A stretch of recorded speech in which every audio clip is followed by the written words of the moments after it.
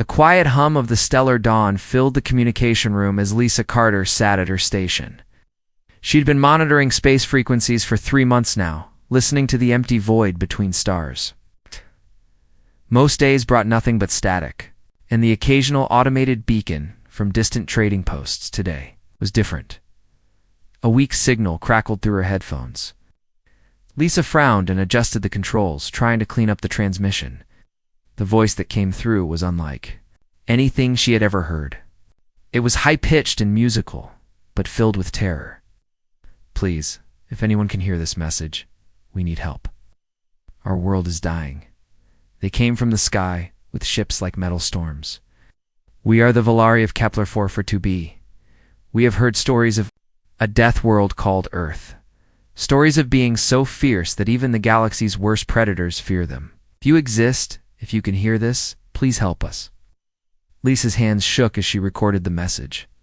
She had trained for first contact scenarios, but nothing had prepared her for the raw desperation in that alien voice. She played the message again, making sure she had captured every word. Captain Jake Morrison was reviewing supply reports when Lisa burst into his quarters without knocking. The tall, weathered captain looked up from his desk with raised eyebrows. "Captain, you need to hear this right now," Lisa said, holding up her recording device. Jake listened to the message 3 times. His expression grew darker with each replay. When it finished, he leaned back in his chair and rubbed his face.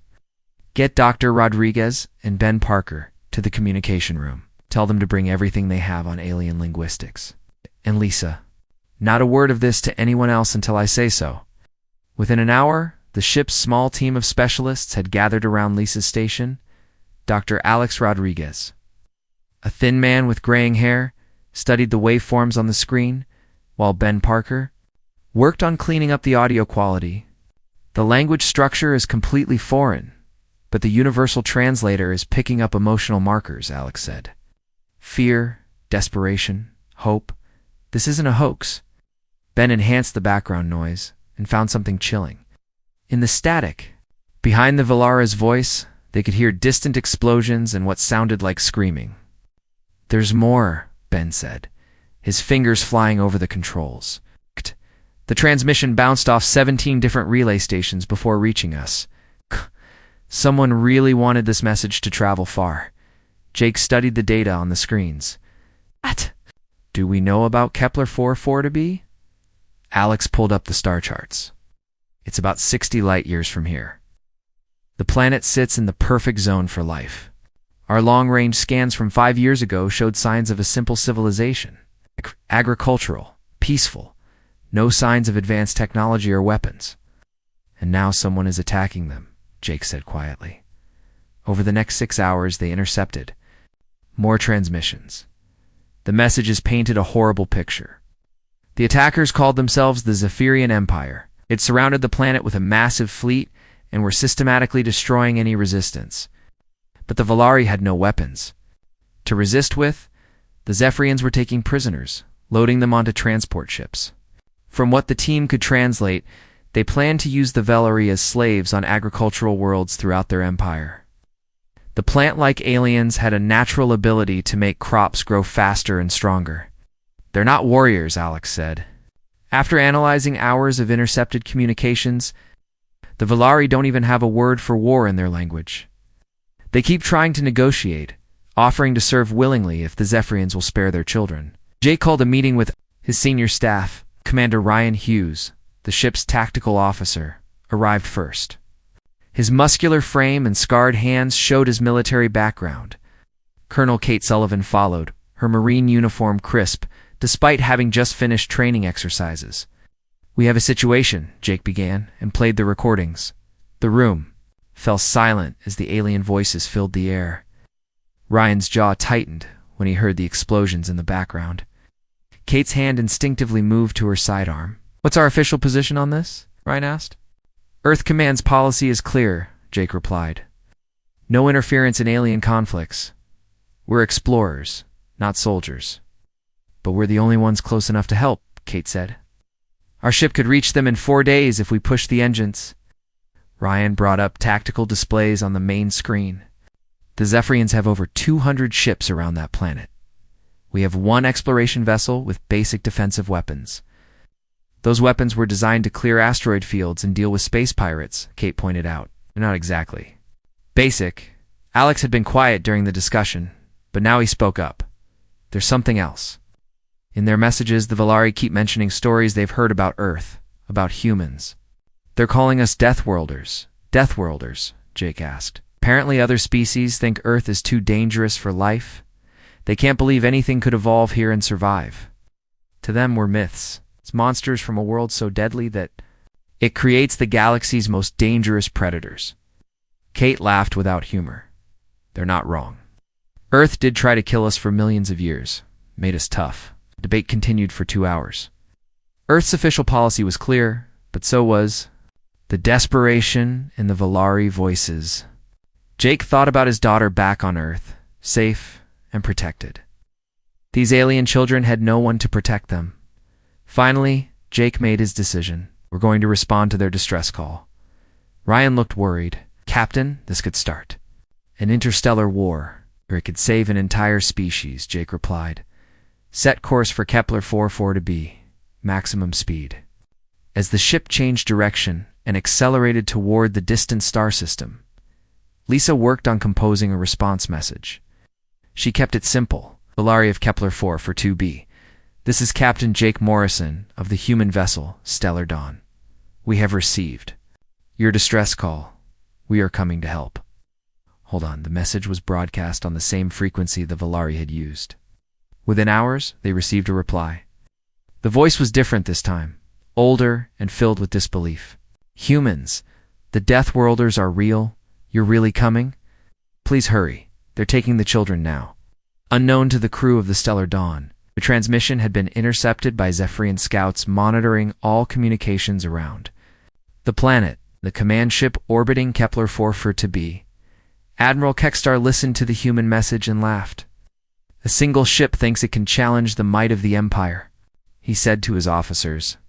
These humans must be even more primitive than the Valari. Send a cruiser to deal with them when they arrive. Make it quick. As the Stellar Dawn raced through hyperspace toward an uncertain fate, Jake stood on the bridge. Watching the stars streak past, he had committed his ship and crew to a battle they couldn't win by any reasonable measure. But sometimes, he thought, reasonable measures weren't enough. The Stellar Dawn dropped out of hyperspace at the edge of the Kepler 442 system. What Jake Morrison saw on the main screen made his blood run cold. The planet hung in space like a wounded animal, surrounded by a swarm of dark metal ships. Flashes lit up the planet's surface as the Zephyrian fleet bombarded cities from orbit. My God, whispered Lisa Carter from her station. There are so many of them. Ryan Hughes ran quick scans of the enemy fleet. I count 212 vessels, Captain. Most are cruiser class, but I'm seeing at least 20 heavy battleships. Through the communication system, they could hear the Valari still sending out desperate messages. The voices were weaker. Now, more scattered. Many of the transmission points had gone silent. Dr. Alex Rodriguez worked frantically to establish clearer communication with the planet's surface. When he finally locked onto a signal, the image that appeared on screen broke. Everyone's heart, a tall, tree-like being with bark, covered skin and leaves for hair, looked up at them with large golden eyes. The creature's face showed an expression of hope mixed with terror. Behind the Valari, they could see smoke rising from burning buildings. You came, the alien said in broken English. The Deathworlders really came. I am Elder Sylvan. Please. You must help our children. The metal beings are taking them to their ships. Jake leaned forward in his command chair. Elder Sylvan, we're going to get your people out of there. How many Valari are left on the planet? Perhaps 50,000 in scattered groups. But the Zephyrians have found most of our hiding places. They use machines that see through our camouflage. Colonel Kate Sullivan had been studying the tactical situation. She turned to Jake with grim determination. Captain, I need to get my Marines down there. These people need immediate extraction. Before Jake could respond, alarms started blaring throughout the ship. A massive Zephyrian cruiser had broken away from the main fleet and was heading straight. For them, The enemy ship was 3 times the size of the Stellar Dawn, bristling with weapons. "Incoming transmission," Lisa announced. The main screen flickered and showed the bridge of the Zephyrian vessel. The alien commander was reptilian, with scales that shifted from green to black. Its eyes were cold and cruel, and when it spoke, rows of sharp teeth were visible. "Human vessel, you will surrender immediately. You have interfered with an official Imperial operation. Prepare to be boarded." Jake stood up slowly. "This is Captain Morrison of the Earthship Stellar Dawn. You will cease your attack on the Volari immediately and withdraw from this system." The Zephyrian commander hissed what might have been laughter. "One small ship against the might of the Empire? You must be insane. I will make your death quick if you surrender now." "Counteroffer," Jake said calmly. "You leave these people alone, and I might let some of your ships escape." The transmission cut off. The Zephyrian cruiser opened. Fire with energy weapons that lit up space like lightning. The beams struck the Stellar Dawn's shields, causing the ship to shudder. "Shields at 80%, Ryan reported. "Their weapons are powerful, but our shields are holding." Chief Engineer Danny Walsh's voice crackled over the intercom from the engine room. "Captain, I can boost our power output, but it'll push our systems past safe limits." "Do it," Jake ordered. Ryan returned fire. The Stellar Dawn's weapons were designed for clearing asteroid fields and defending against Earth's aggressive space debris. When they fired, the results shocked everyone, including the humans. The energy beams punched through the Zephyrian shields like they weren't even there, tearing holes in the enemy ship's hull. The Zephyrian commander's confident expression changed. To confusion, then to fear. "Impossible." "What kind of weapons are these?" "The kind we need to survive on a death world," Jake replied grimly. The battle was brief and brutal. The Stellar Dawn moved with an aggressiveness that the Zephyrians had never encountered. Human space combat doctrine had evolved from millions of years of surviving on a planet where everything wanted to kill them. They didn't fight to disable or negotiate. They fought to eliminate threats completely. Within minutes, the Zephyrian cruiser was drifting in space, its engines dead and hull breached in a dozen places. The few survivors transmitted a panicked message to their fleet before their ship exploded. Admiral Kekstar received the transmission aboard his flagship. The terrified voice of his cruiser captain filled the command bridge. "Admiral, these humans are not what we expected. Their ship is small, but their weapons cut through our shields like they're made of paper. They fight like animals, sir, like predators." The transmission ended in static as the cruiser was destroyed. Kekstar stared at the empty screen for a long moment. In 50 years of conquest, he had never lost a ship to a single enemy vessel. "Send 3 more cruisers," he ordered, "and have them work together." These humans got lucky. Back on the Stellar Dawn, Jake was coordinating with Kate Sullivan's Marines for the rescue operation. The colonel had studied the planetary surface and identified several large groups of Velar hiding in underground caverns. "The Zephyrians are using some kind of detector that can find the Volari through their natural camouflage," Kate explained. "But they haven't started searching the deep cave systems yet." Dr. Rodriguez had been working with Elder Sylvan to understand Volari biology.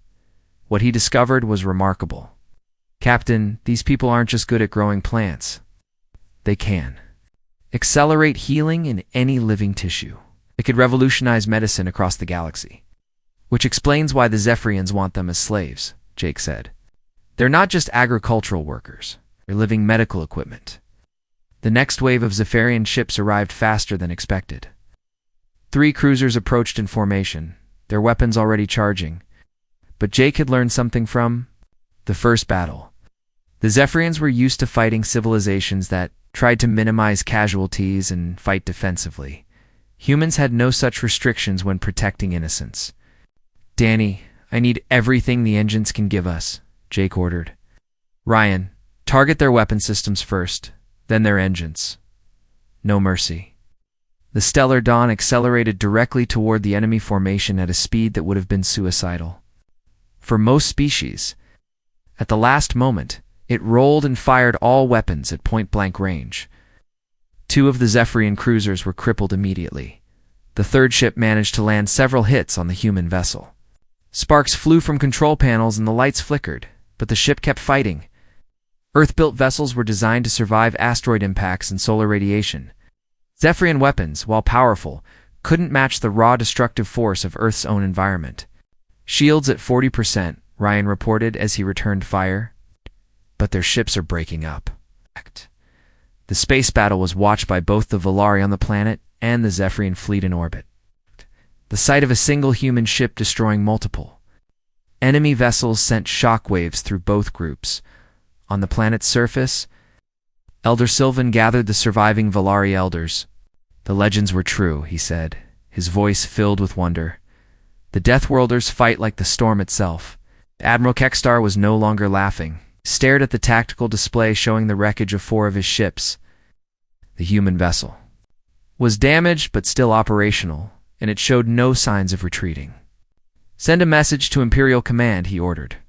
Tell them we need reinforcements, and find out everything we can about these humans and their death world. As the immediate threat was neutralized, Jake opened a channel to Elder Sylvan. We're coming down to get your people. Have them ready to move. But even as he spoke, Jake knew this was far from over. The main Zephyrian fleet still orbited the planet, and more ships would be coming. The Stellar Dawn had won the first battles, but the war was just beginning. The space around Kepler 44 to be suddenly lit up with new ships dropping out of hyperspace. But these weren't more Zephyrian vessels. They bore the blue and white markings of the Earth Defense Fleet. Admiral Nancy Cooper's voice crackled over the communication system of the Stellar Dawn. Captain Morrison, this is Admiral Cooper aboard the Hughes Resolute. We got your message. Sorry we're late to the party. Jake Morrison felt relief wash over him as he watched 12 Earth warships take formation around his damaged vessel. The Resolute was a massive battleship, twice the size of the largest Zephyrian vessel in the enemy fleet. Admiral, good to see you, Jake replied. The situation is critical. The Zephyrians have about 200 ships and they're taking prisoners from the planet. Admiral Cooper studied the tactical display showing the enemy fleet positions. Unlike the Zephyrians, she had experienced fighting in Earth's asteroid belt, where every battle was a three-dimensional nightmare of debris and radiation. All ships. This is Admiral Cooper. We have innocent civilians under attack by a hostile force. Rules of engagement are simple. Protect the Volari. Eliminate any threat to civilian populations. Each show these aliens what happens when they hurt people under human protection. Commander Tyler Brooks led the fighter squadron launch from the Resolute. His 12 fighters were small and fast, designed to hunt pirates in asteroid fields. As they approached the Zephyrian formation, Tyler opened a broadcast on all frequencies. Attention Zephyrian vessels. This is Commander Brooks of the Earth Defense Fleet. You have 60 seconds to release all prisoners and withdraw from this system. This is your only warning. Admiral Kextar watched the human fleet with growing concern. His ships outnumbered the humans nearly 20-1. But the earlier battles had shown that human weapons were far more powerful than they appeared. All ships, attack formation, Kextar ordered. Target the largest human vessel first. Show them the power of the Empire. The battle that followed was unlike anything the galaxy had ever seen. The Zephyrians attacked in organized waves, using tactics that had conquered dozens of worlds. But they had never fought an enemy that had learned warfare on a planet where survival meant being more aggressive than everything else. The human fighters moved through the enemy formation like sharks through a school of fish. Their weapons, designed to destroy asteroids the size of buildings, tore through Zephyrian hulls with devastating effect. Tyler Brooks led his squadron in an attack pattern that confused the enemy computers. Earth fighters didn't fly in neat formations. They swarmed like angry hornets. Meanwhile, on the planet's surface, Colonel Kate Sullivan had landed with her Marines to begin evacuating the Volari. The humans moved through the war-torn landscape with equipment that seemed impossible to the watching aliens. Sergeant Major Chris Thompson kicked down the door of a Zephyrian outpost that was holding captured Volari children. His powered armor allowed him to move through enemy fire without slowing down. The Zephyrian soldiers inside had never seen anything like it. What are you? One of the guards asked in terror as Chris's squad stormed the building. We're from Earth, Chris replied, freeing the Volari children from their cages, and we don't like bullies. The psychological effect of the human assault was devastating to Zephyrian morale. Marine Corporal Amy Foster had discovered that broadcasting sounds from Earth had an unexpected effect on the enemy. She transmitted recordings of lions roaring, sharks attacking, and humans in combat across all Zephyrian communication channels. The aliens, who had never evolved on a world with large predators, found the sounds terrifying beyond reason. Many Zephyrian ground units simply abandoned their positions and ran when they heard a human war cry mixed with a lion's roar. Dr. Alex Rodriguez worked with Elder Sylvan to coordinate the evacuation. What he learned about Valari abilities amazed him. The tree-like aliens could not only heal wounds, but they could also help plants grow in damaged soil and even clean polluted water. Your people aren't just valuable as slaves, Alex told Elder Sylvan. You could help terraform dead worlds, cure diseases, feed hungry populations. You're healers, not tools. Elder Sylvan's golden eyes showed confusion. But we are weak. We cannot fight like you. How can we be valuable as partners? Because strength isn't just about fighting, Alex replied. Your people have abilities that could save entire worlds. Makes you incredibly strong in ways the Zephyrians never understood. The space battle reached its climax when Admiral Cooper decided to end the fight quickly. The human fleet had been holding back, trying to minimize casualties. But when Zephyrian reinforcements began arriving, she realized that mercy would only lead to more death. All ships, full assault, Cooper ordered. Target their command vessel. End this now. The Use Resolute and its escort ships concentrated their fire on Admiral Kekstar's flagship. The massive Zephyrian battleship was designed to intimidate weaker species with its size and armor. But human weapons were designed to crack open asteroids and destroy space debris that could sink a ship.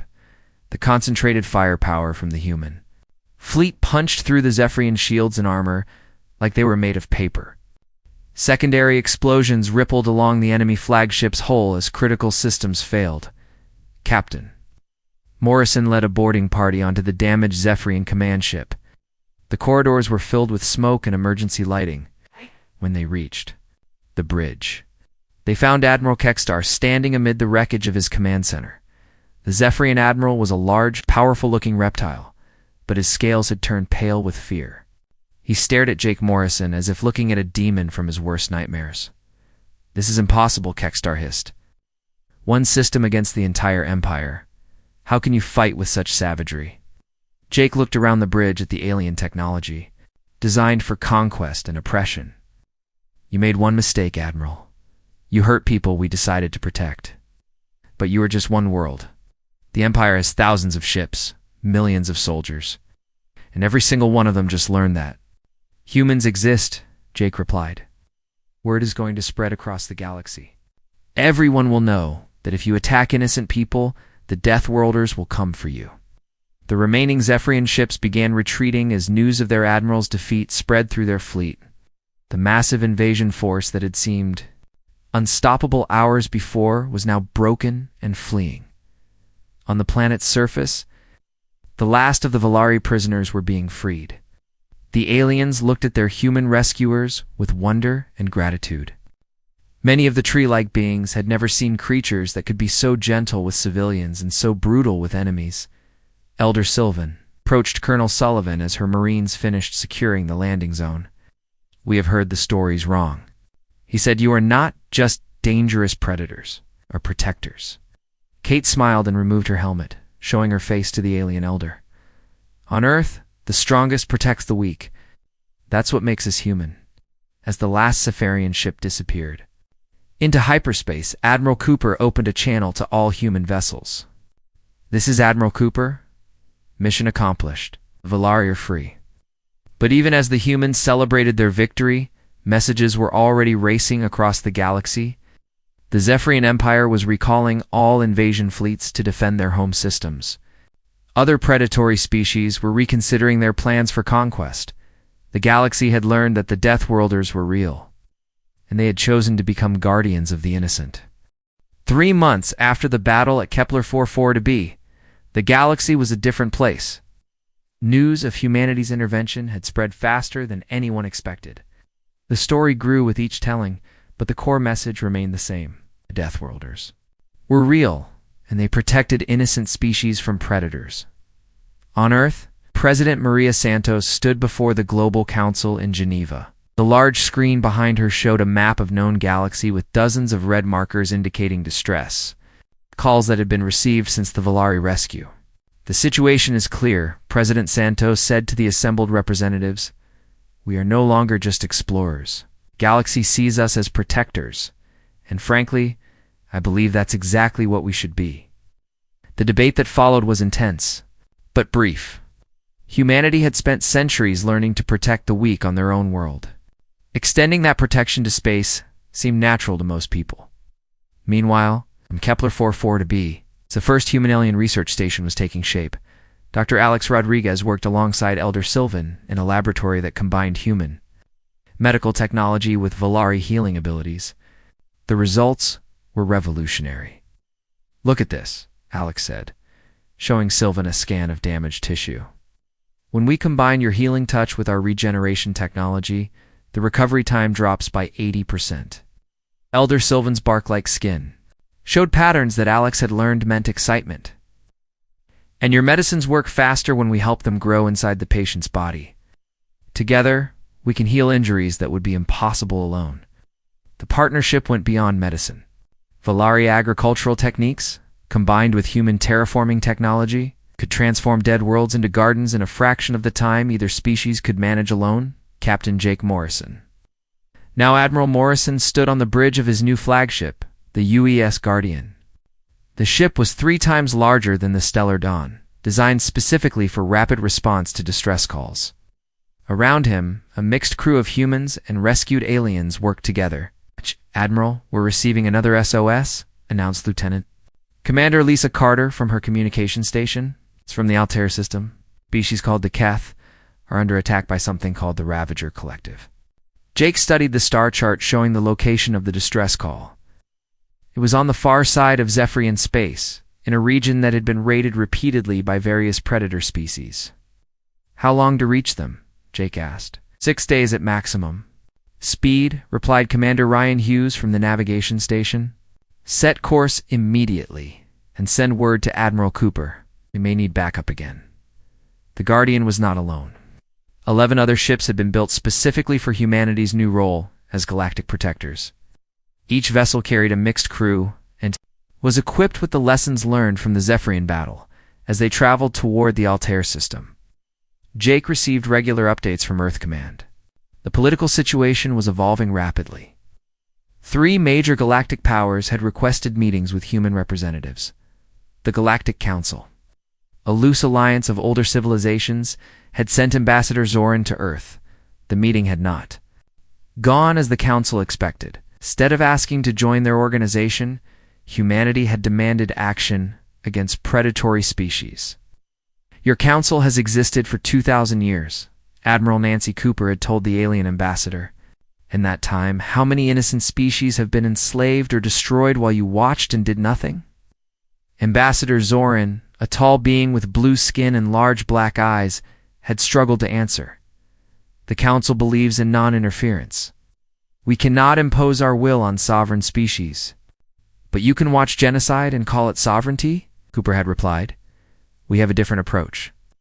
The conversation had ended with humanity refusing to join the Council, but offering to work together if the Council started actively protecting innocent species. Back aboard the Guardian, Colonel Kate Sullivan was training the first mixed-species Marine unit. The group included humans, Valari, and members of 3 other species that humanity had rescued in recent months. "Remember," Kate told the diverse group, "we're not conquerors, we're protectors. That means we use exactly the force needed to stop the threat, no more, no less." A young Valari named Birch raised what passed for a hand among his people. "But Colonel Sullivan, what if the attackers will not listen to reason?" Kate's expression hardened. "Then we make them listen. There's a difference between being peaceful and being helpless. We'll teach you to be dangerous when you need to be, but only to those who hurt innocents." The training facility on Kepler 442b had become a symbol of humanity's new mission. Volunteers from across human space came to learn how to fight an alien environments while respecting the cultures they protected. Sergeant Major Chris Thompson had adapted human combat techniques for use with alien allies. Your people might not be warriors, he told a group of rescued aliens, but you understand. Your enemies better than we do. Teach us their weaknesses, and we'll teach you how to exploit them. When the Guardian reached the Altair system, they found a situation even worse than Kepler-44 to be. The Ravager Collective wasn't just enslaving the Keth, they were strip-mining the planet while the inhabitants were still on it. The Keth were aquatic beings who lived in the planet's vast oceans. The Ravagers had built massive mining platforms that were draining the seas and poisoning the water. Millions of Keth were dying as their world was destroyed around them. This isn't conquest, Jake said grimly as he watched the tactical display. This is murder for profit. The battle that followed was swift and brutal. The Ravager ships were designed for intimidation and resource extraction, not combat with a military force that had learned warfare on a death world.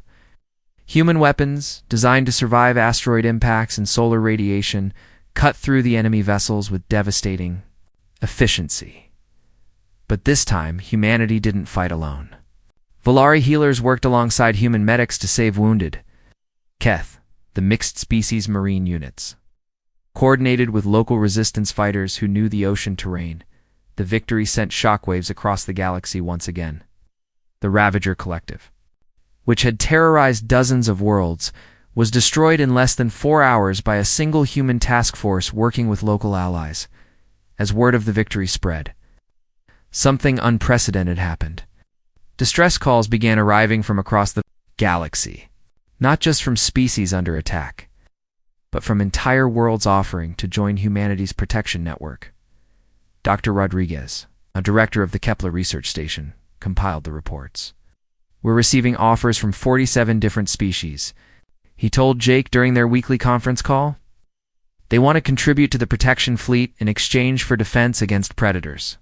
And the Zephyrian Empire, Jake asked. Complete collapse. They've recalled all invasion fleets and are fighting 3 different civil wars. Apparently, it's losing an entire fleet to humans, convinced many of their subject species that the Empire wasn't invincible after all. 6 months after the first SOS from the Volari, Admiral Morrison stood in the communication center of the Guardian. Listening to the constant stream of messages from across the galaxy, some were distress calls from species under attack. Others were offers of alliance from civilizations that wanted to join the growing network of protected worlds.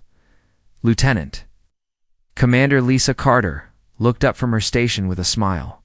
Admiral, we have 12 new SOS calls and 23 requests for alliance meetings. Jake nodded, feeling the weight of responsibility that humanity had accepted. Response time to the nearest distress call. The closest one is from the Rigel. System 3 days at maximum speed. Set course for Rigel, and send a message to Earth Command. Tell them we need more ships. As the Guardian and its escort fleet jumped to hyperspace, racing toward another world in need of protection, Jake reflected on how far humanity had come. They had answered one desperate call for help and found their purpose among the stars. The galaxy was vast and full of predators, but it also contained countless innocent species who just wanted to live in peace, as long as those people needed protection. The Deathworlders would answer their calls. The final message from Elder Sylvan played in Jake's quarters as he prepared for the next mission. You taught us that strength is not about being the biggest or the most powerful. True strength is using what you have to protect those who cannot protect themselves. Thank you for showing us what it means to be strong. Outside the viewport, the stars streamed past as humanity raced toward another world in need, carrying fire to those who preyed upon the innocent.